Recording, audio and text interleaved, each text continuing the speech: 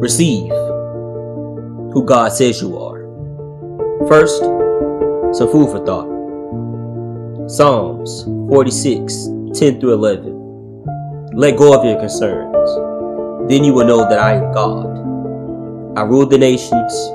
I rule the earth. The Lord of armies is with us. The God of Jacob is our stronghold. The trigger. I'm sometimes ashamed to admit that I've been a non-profitable trader for 6 years. That's quite honestly hard to say out loud, because I've always been an overachiever. Every result I ever produced in life, I credit it to myself. Work hard enough, long enough, and your results become undeniable. That was my operating system. So I applied it to trading, studied the charts, build the system, refine the process, put it what others won't, and eventually the market pays you what you're worth. Unfortunately, it doesn't work that way. Every time I lost, I told myself I just needed to lock in more. So I built documents, coded NinjaTrader scripts to keep myself from trading emotionally. I researched new strategies, convinced that was the missing piece. I even thought being more meticulous in my trading journal would save me. But none of it was the answer. I was still white-knuckling my way through, holding my breath, hoping I could last long enough to see profitability. And the moment I tried to exhale, just a little, I'd blow another account. That disappointment would spiral into a second reset, then a third, all in the same day. I thought the problem was focus, so I squinted harder, locked in tighter, and all that did was blur everything I was trying to see. I would make changes in my action that I thought would yield results tomorrow. Then I'd pray, God, I put the work in. I'm ready for what I asked for. But it didn't work. Not because the work wasn't real. It was. But the posture behind it was still flesh. Still striving. I was bringing my effort to God, like an invoice waiting to be paid. Quiet on the outside, grasping on the inside. I didn't need a better system. I needed to be fed up enough to finally stop. The moment of surrender, the one where you're just done trying to force it. That's not weakness. That's the door. The truth is, God was never waiting on your effort. He's waiting on your posture. That's what it means to receive. Correct your posture. Most people bring a to-do list into the secret place, God's rest. They're still striving, just quietly. The posture of asking is different from the posture of receiving. You can still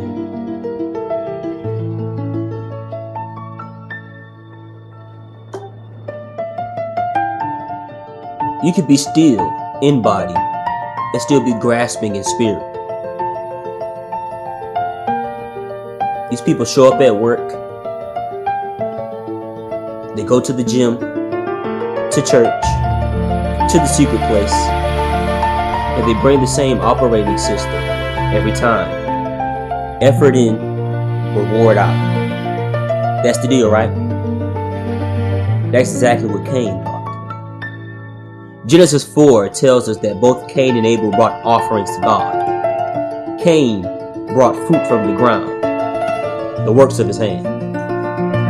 Abel brought the firstborn of his flock. And God looked at Abel's offering with favor. He didn't look at Cain's the same way. Most people read that and get confused. Cain worked. Cain showed up. Why wasn't that enough? It's because God wasn't looking at the offering. He was looking at the heart behind it. Cain brought what he produced. Abel brought what he surrendered. That's the entire distinction. One posture says, look what I did. The other says, Lord, everything I have is yours. Same offering from brothers. Same altar. Completely different hearts. And here's what makes this dangerous. Cain's offering wasn't wrong on the surface. He didn't show up empty-handed. He didn't skip the process. From the outside, it looked like obedience. But God saw what Cain couldn't hide. The posture behind the presentation was still self-serving, still striving, still bringing effort like an invoice waiting to be paid. Jacob had the same problem. God had already promised Jacob the blessing before he was born. The blessing was never the problem. Jacob's inability to trust God was always the issue. For decades, he tried keeping up with trying to accomplish through effort what God had already guaranteed through grace.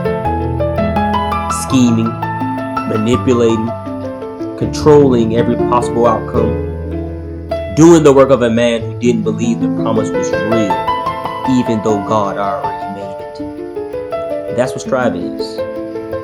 Not ambition, not discipline.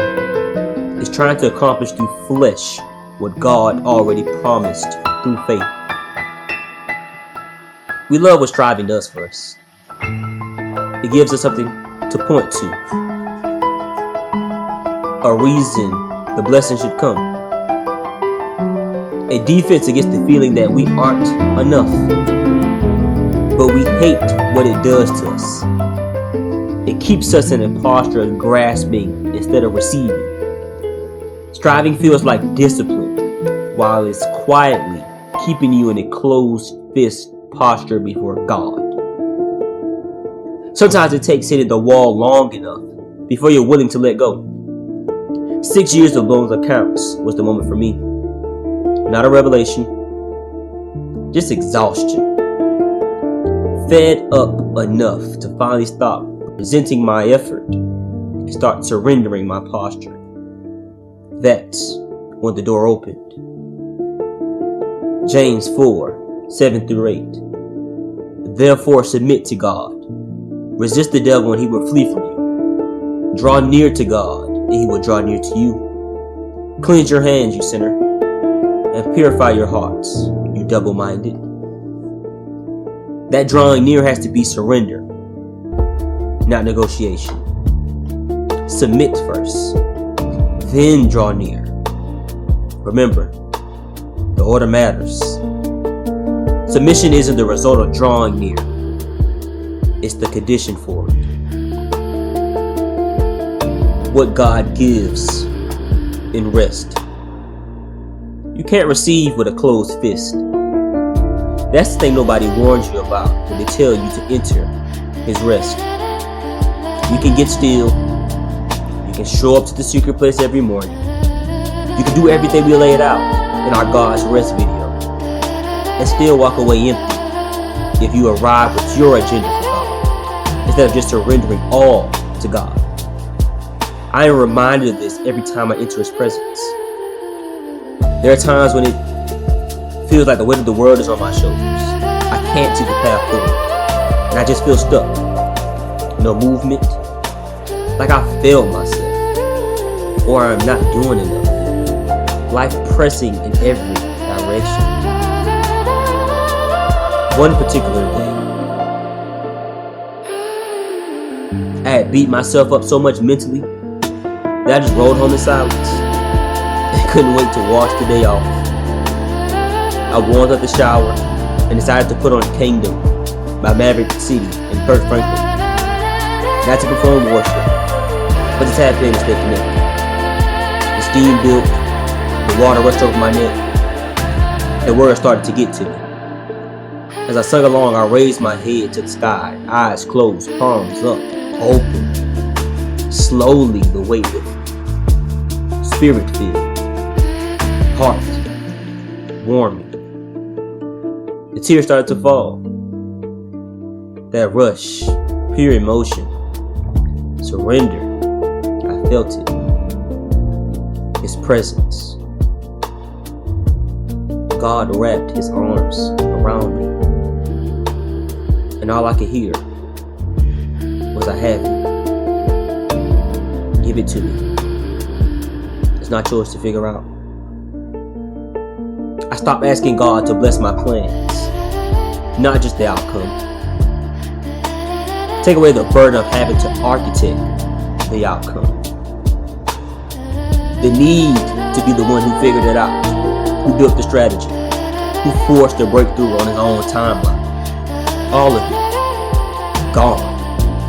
What came back wasn't a roadmap. It was a knowing. We just need to be present. Execute when the moment comes. Give him the glory for the win, the loss, and for the time. Trust him. Move at God's speed. That was the shift. Not a strategy received. An identity received. I wasn't the source. I never was. I was the vessel he chose to work through. And the moment that landed, everything about how I moved changed. John 15:5.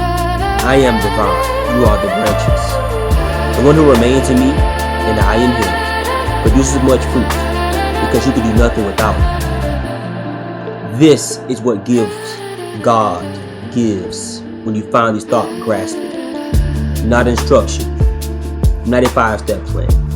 He gives you 3 things you can never manufacture on your own: identity, your calling, and deliverance. Let's talk about identity first. Not the version you build through performance, achievement, and results. Who he says you are. Most people spend their entire life trying to answer that question through the wrong source. If I am what I do, I will always need to achieve more to find value. If I am what others says I am, I will always be performing for an audience that keeps moving target. But if I am who God says I am, I find the freedom to live out his plan rather than chase my own. The Spirit doesn't conform your identity after you've earned it. You only understand when you finally stop talking long enough to hear it. You are not becoming his child through consistency or discipline. You already are. The Spirit testifies to what was already true. And there are several verses in the Bible telling us who we are. Most importantly, children of God. The Spirit itself bears witness with our spirit that we are the children of God. Romans 8:16. For we are God's handiwork, created in Christ Jesus to do good work, which God prepared in advance for us to do. Ephesians 2:10. You are not what you constructed. You can only know yourself clearly when you see Christ clearly. When you see who he is, you finally see who you are. Everything else is just noise, trying to fill a gap that was never meant to be filled by achievement. Every gift, every ability, every capacity you carry was placed there on purpose before you knew what to do with it. You didn't build yourself into something worth using. He built you that way from the start. You are created in his image to honor him. Calling. Once you understand your identity, the significance of worldly things you've been chasing starts to lose its grip. Building careers, brands, platforms, all of that is fine. But don't get lost trying to build something to give you purpose. That's manufactured significance with no meaning. Your calling isn't something you build towards. You don't apply for it. You receive it. And once you receive it, you stop asking whether you're enough for the assignment. He appointed you before you felt ready. He equipped you before you understood what the mission required. Your job is to show up, Surrender and let him work through you while you use what he's already placed inside of you to do the thing. My own personal interpretation of this. In that shower, I didn't receive a business plan. I didn't receive a bulletproof strategy. I received clarity about what I was already carrying. I was built to serve, to lead, to let my little light shine in a way that points it back to the source. Not so people see what I've accomplished, but so when they see me, they see him. I was also reminded of what I received when I walked with the Spirit. I received the fruit of the Spirit. John 15:16 tells us, "You did not choose me, but I chose you and appointed you so that you might go and bear fruit that will last." Once you accept the new identity, your true calling is next. For me, surrendering worry produces patience and self-control so that I wait for my trade and not chase what isn't mine. My profits I use for his good, used to do his work that is spirit-led, and the glory goes back to him. This shows others the fruit of being a child of God. Trusting him to be my shepherd and being a good steward with what he gives me. That's not a personal brand. That's the calling for my new identity. Deliverance. The third thing God gives in the stillness is freedom from the old you. The sins, the patterns, the self-sabotage that discipline alone can never touch. Transformation isn't access through effort. It's access through surrender. Not one prayer that fixes everything overnight. A daily release. A softened heart where a hard one used to be. Residing in his rest instead of grinding against it. God reaches what willpower never could. You are delivered from trying to be your own savior. That's the root of every cycle that discipline alone couldn't break. The striving, the white knuckling, the closed fist before God. None of that was a strategy problem. It was a savior problem. You were sitting on a throne that was never meant for you, carrying a weight that was never meant to be yours, wondering why you kept collapsing under it. Cain never surrendered the throne. He just kept bringing better offerings and growing more bitter when they weren't accepted. That's what happens when deliverance is never received. The cycle doesn't just continue, it hardens your heart. But when you finally lay it down, when you stop trying to fix yourself, enter his rest and receive who he says you are, something in you breaks open that no system could have touched. That's not discipline. That's deliverance. You're not first. Entering God's rest and receiving him is the only way to understand your identity, receive your calling, and to be delivered. This isn't new. This is the pattern God has always used. Jacob had God's promise before he was born. The blessing was already his. And yet he spent decades scheming, manipulating, and trying to engineer through the flesh what God had already guaranteed through grace. Sound familiar? Then came the night everything changed.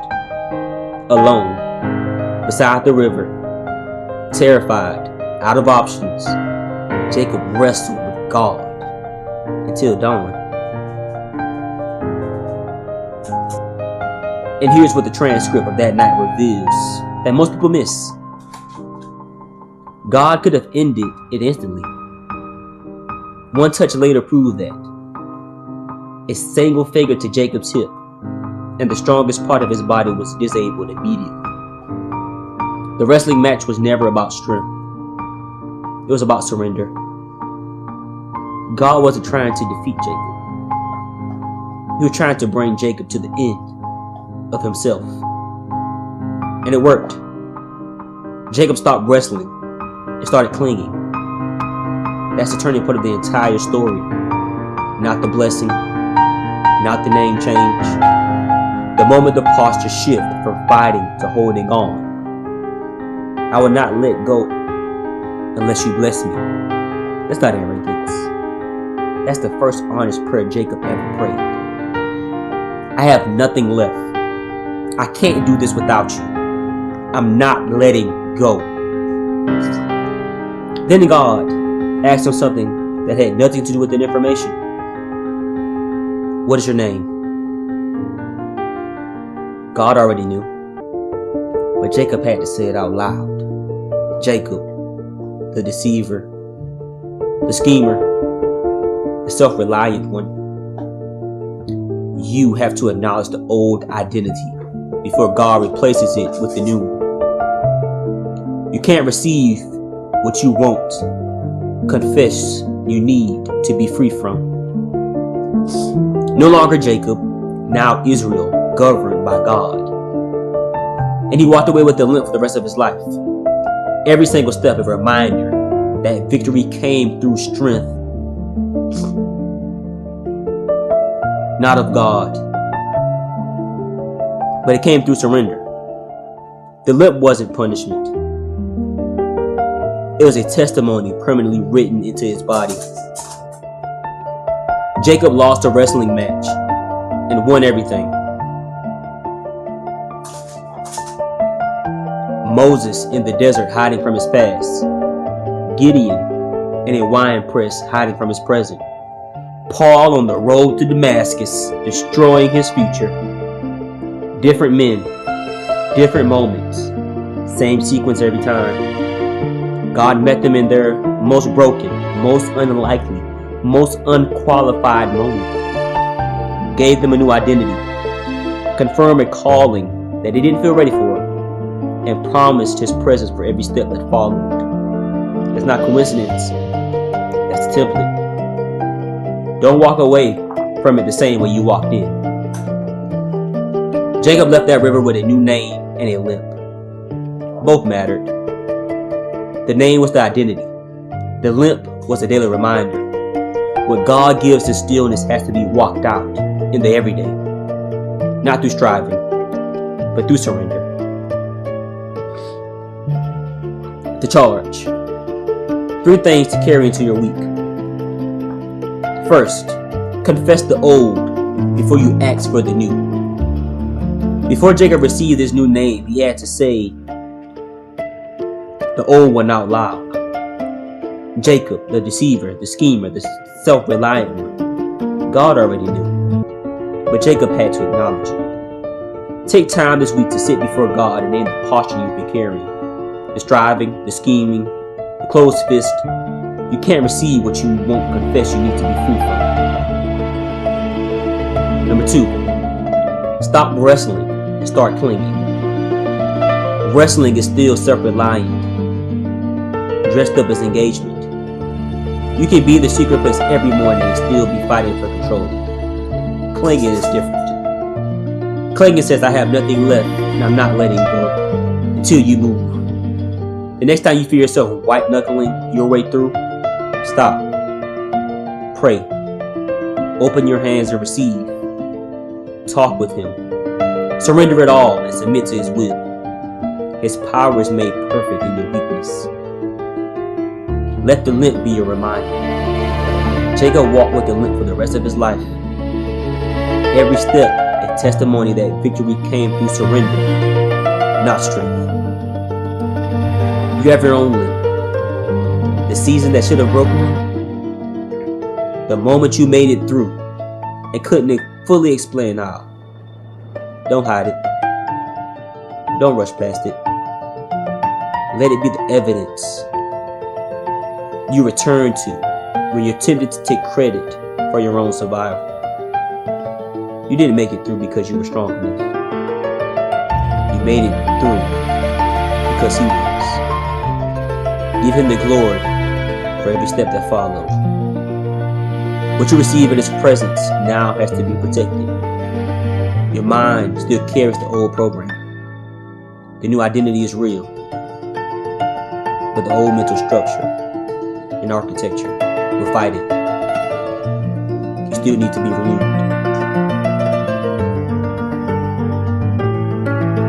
Remember, faith is your focus.